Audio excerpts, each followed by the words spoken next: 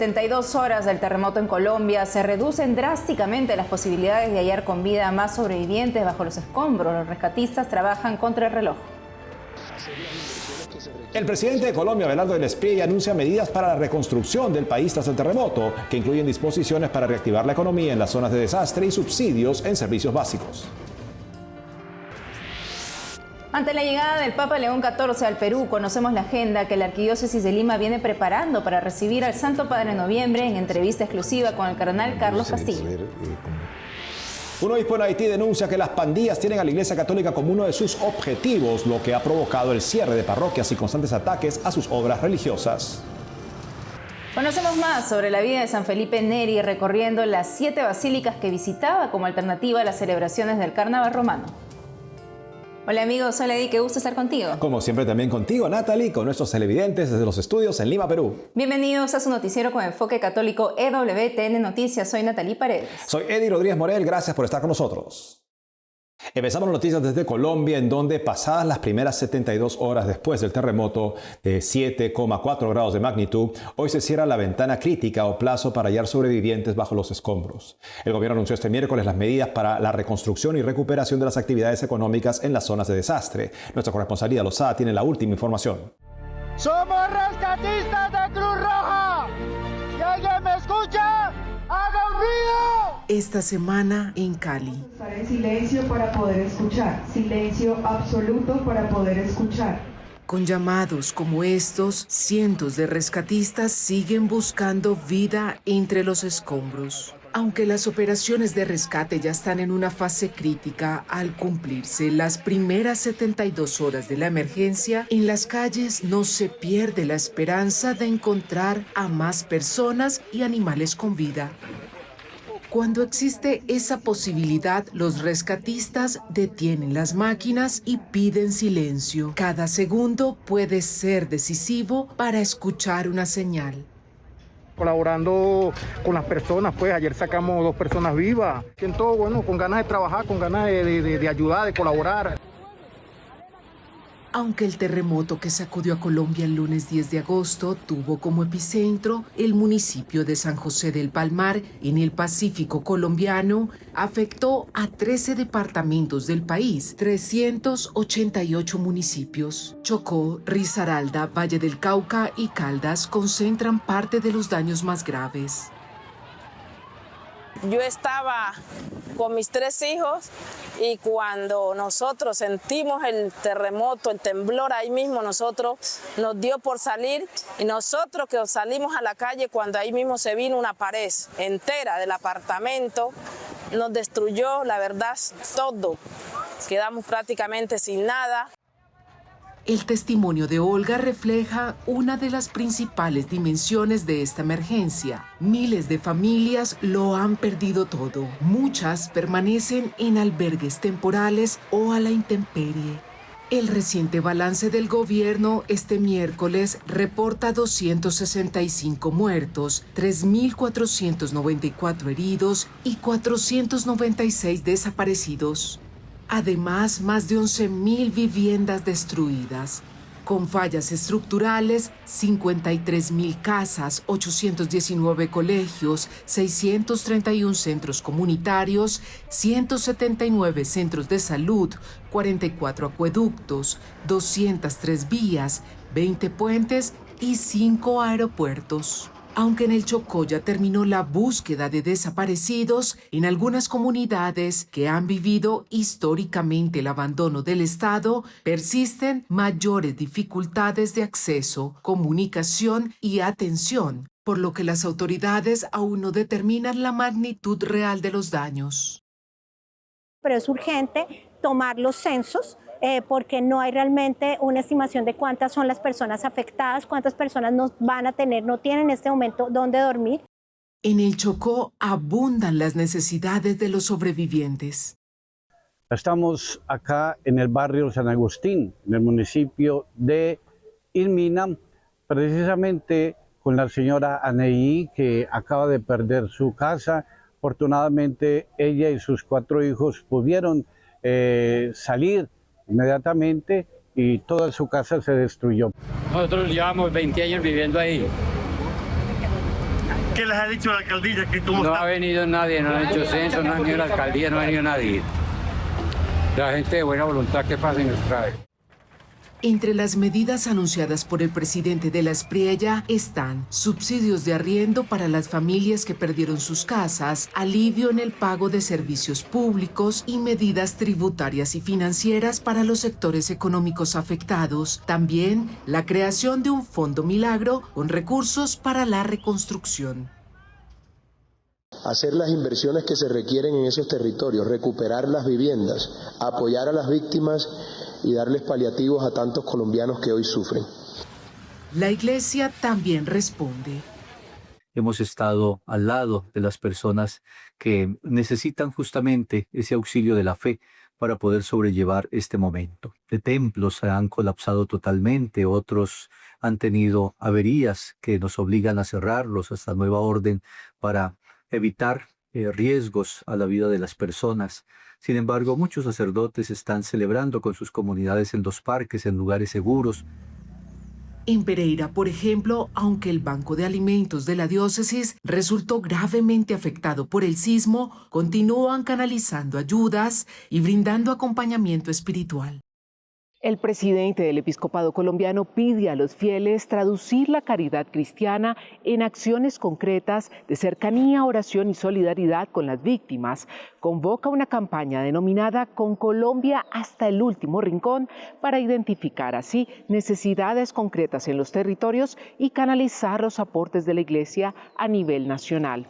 En Colombia, Lida Lozada, EWTN Noticias. Asimismo, en Colombia, el presidente Abelardo de la Espriella anunció que el Ministerio de Cultura restaurará la Catedral de Manizales, cuya estructura quedó seriamente dañada por el terremoto del 10 de agosto. En Caldas, capital de Manizales, de la Espriella expresó su dolor por el daño que sufrió la catedral, considerada un ícono en la nación.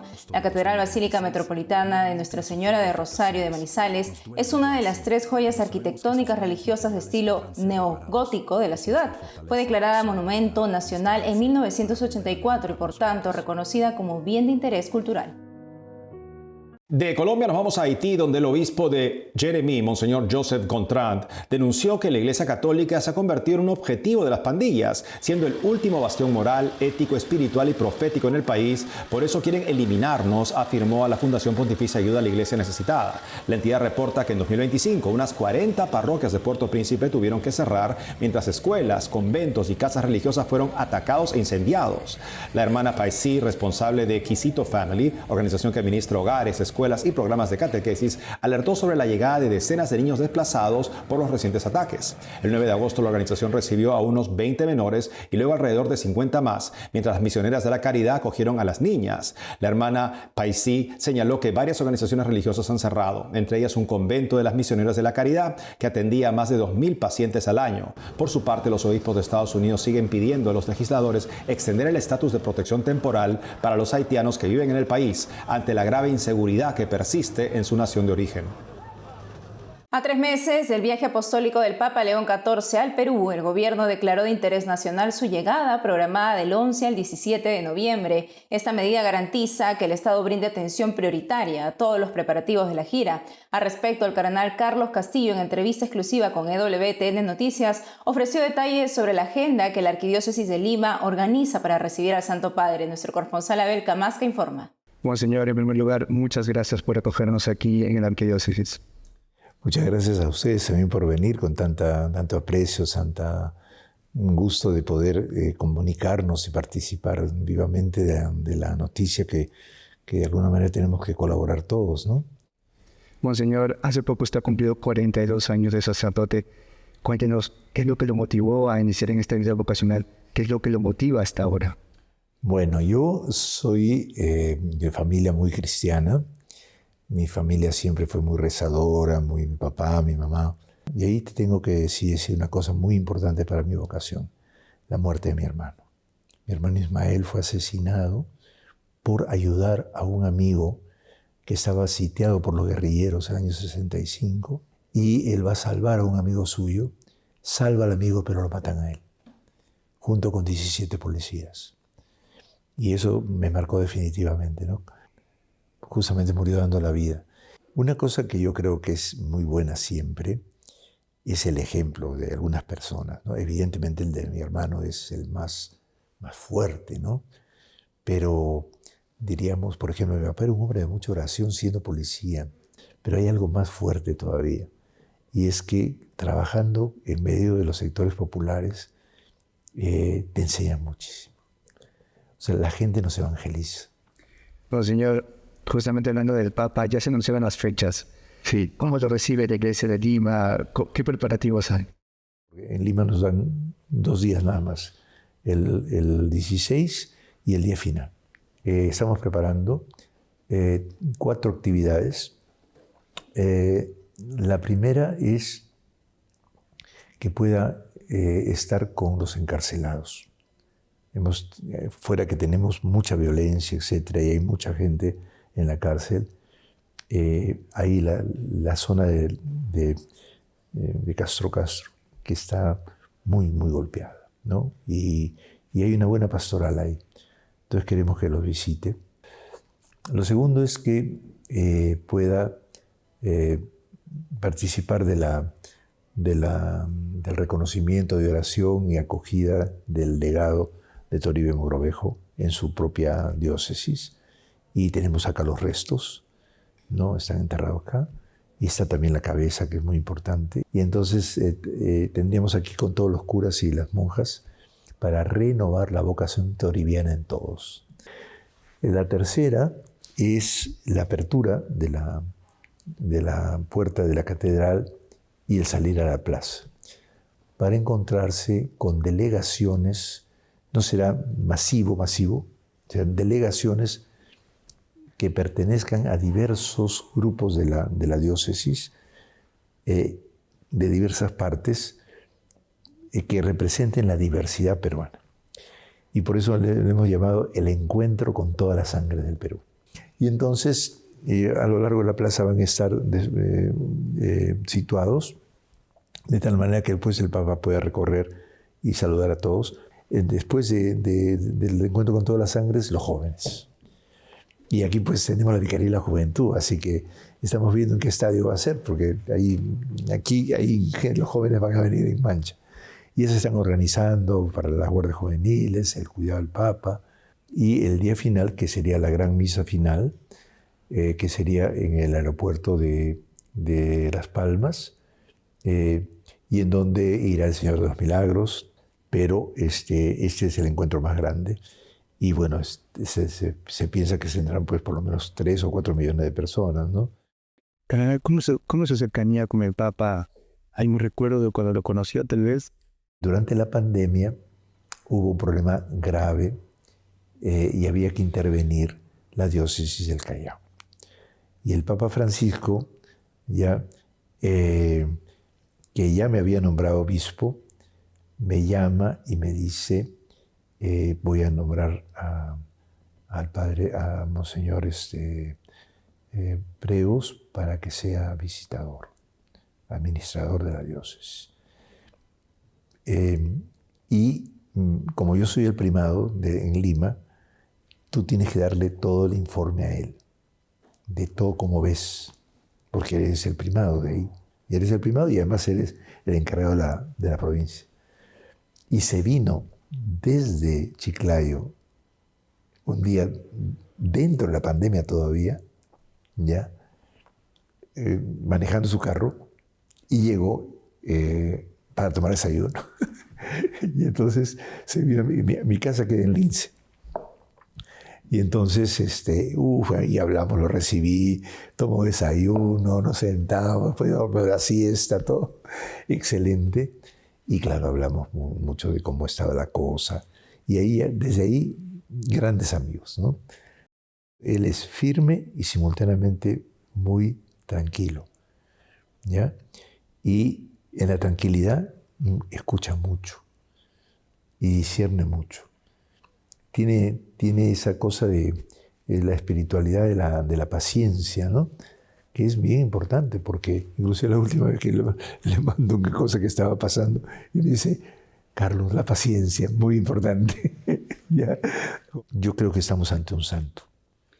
Eminencia, solo una última pregunta. de aquí a 50, 70 años, luego de escuchar todo lo que usted me ha manifestado y ese amor que usted vive por el Perú, por la arquidiócesis, ¿cómo le gustaría saber cómo? Bueno, simplemente como un buen cura. O sea, como alguien que, bueno, por lo menos no ha escandalizado a nadie, ¿no? Yo prefiero haber sido un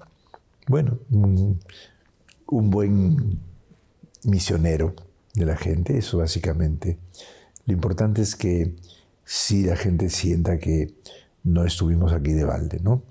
Y pedir perdón también por los errores que uno puede haber cometido, ¿no? Que nos recuerden como uno que se disculpó de las cosas que puede haber exagerado, ¿no?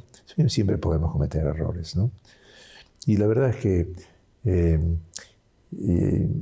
la cosa más linda es que nuestro pueblo pueda resurgir y que eso sí quisiera que lo tuvieran como recuerdo muy grande, que si una cosa desea todo peruano es que su país resucite, viva alegre y conserve esa alegría, pero ya vivida plenamente, no como compensación de la tristeza, ¿no? Sino como que todo ya ha llegado a un punto, el arroz con leche llegó al punto de sabor y se le puede poner ya la canelita, ¿no? Y comerlo con sus pasitas y todo, ¿no? Eso. Eminencia, muchísimas gracias por su tiempo y por todo lo que nos ha contado.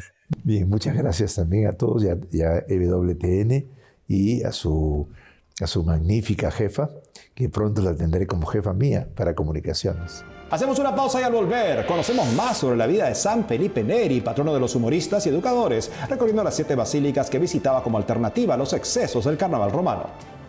Además, se estrena en Panamá y próximamente en otros países de Latinoamérica El último llamado de María, una película sobre la Virgen de Medjugorje. Regresamos con más noticias con Enfoque Católico.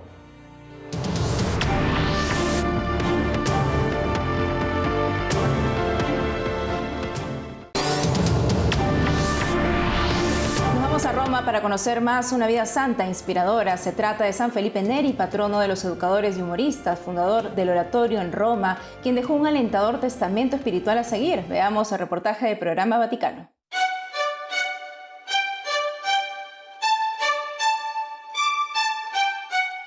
Venir a Roma es encontrarse no solo con la historia de una ciudad, sino también con las vidas de sus santos, quienes recorrieron sus calles y cuyo testimonio sigue guiando a todo aquel que viene aquí buscando un encuentro más profundo con Dios.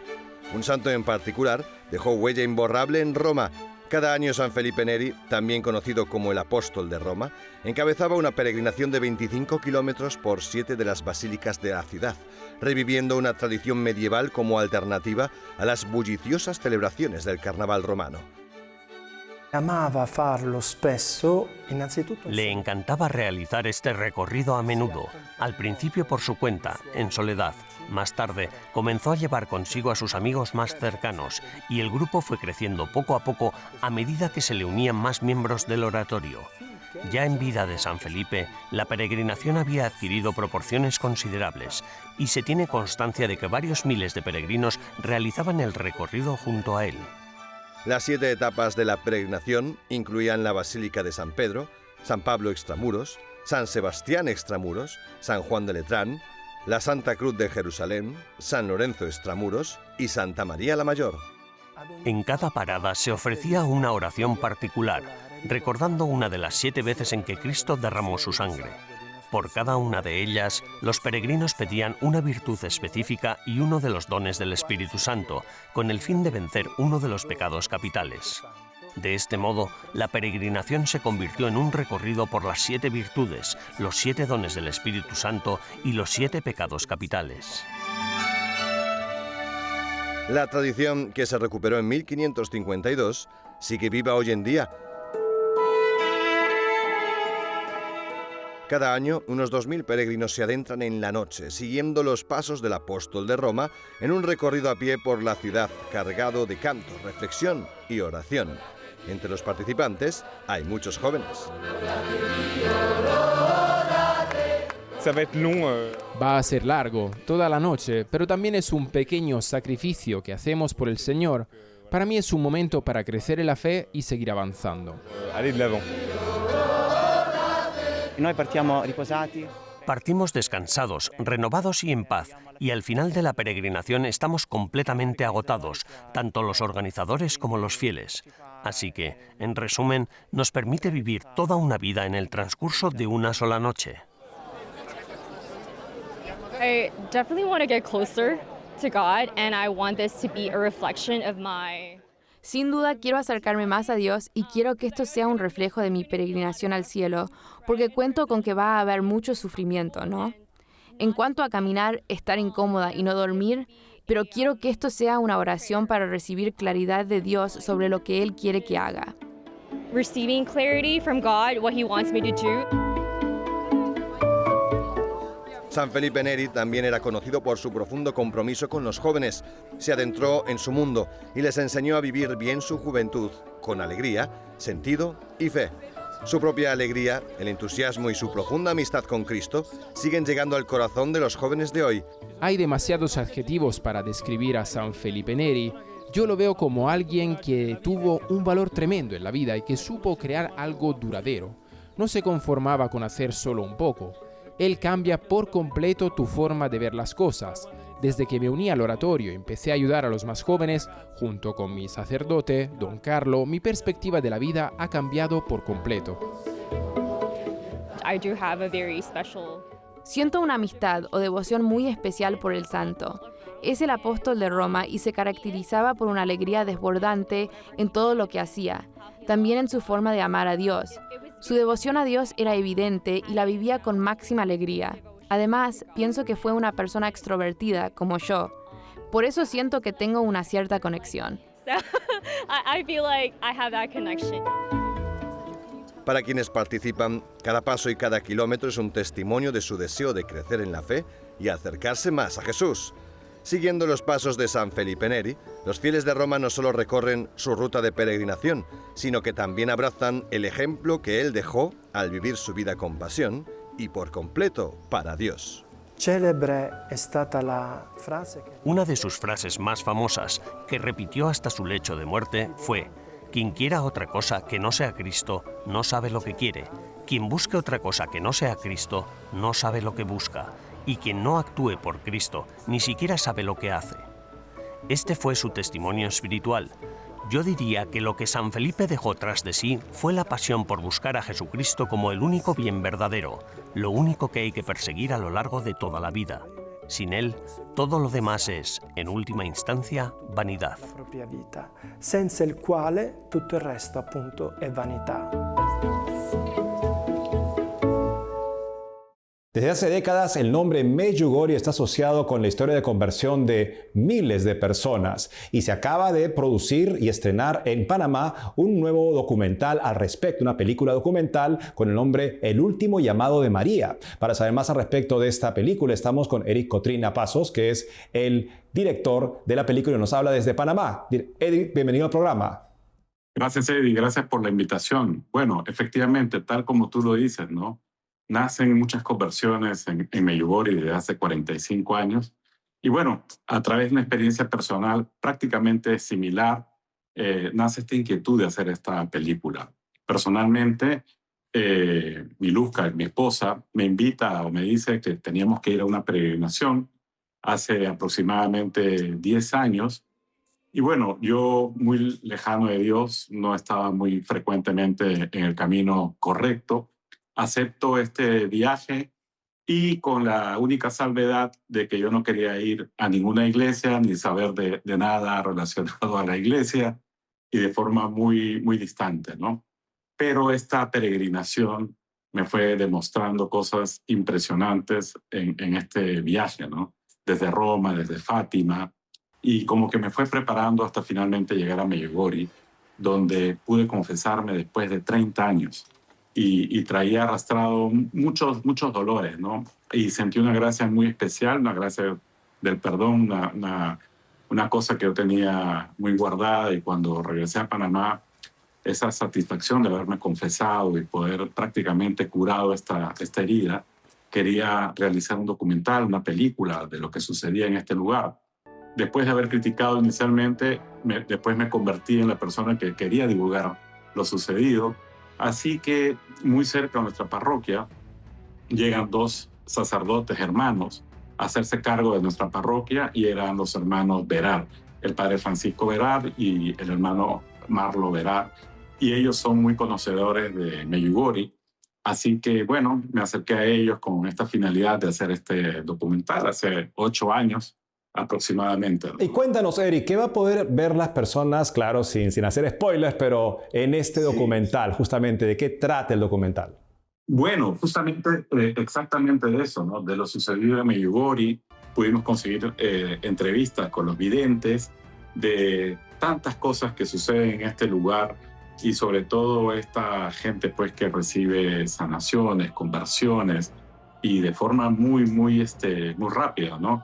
A lo largo de este tiempo hemos podido realizar, recoger estos testimonios alrededor de muchos países, y bueno, pues no fue nada fácil hacer una película. No es nada fácil, sobre todo, hacer una película que no tienes un guión de dónde arrancar. Y hace 3 años, finalmente, fue estrenado en Brasil de forma sorprendente. Por alguna razón, la versión en portugués estuvo primero. Y la versión en español nos tomó muchísimo hasta finalmente hacer este estreno, este 21 de julio, acá en Panamá. Y fue muy abrumador la forma como la gente tomó la película, ¿no? Pues espléndido. Cuéntanos de qué sigue pues en el mapa de los estrenos en países de habla hispana.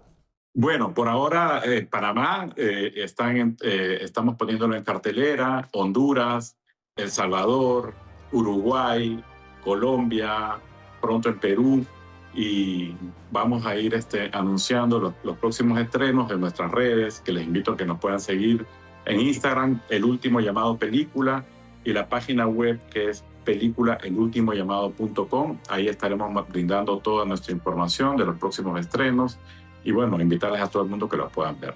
Pues estaremos muy atentos. Eric Cotrina, muchas gracias por haber estado con nosotros el día de hoy. Muchas gracias. Hasta luego. Y eso es todo, amigos. Gracias por haber estado con nosotros. Recuerden siempre seguirnos en nuestras redes sociales y en ewtnnoticias.com. Hasta mañana.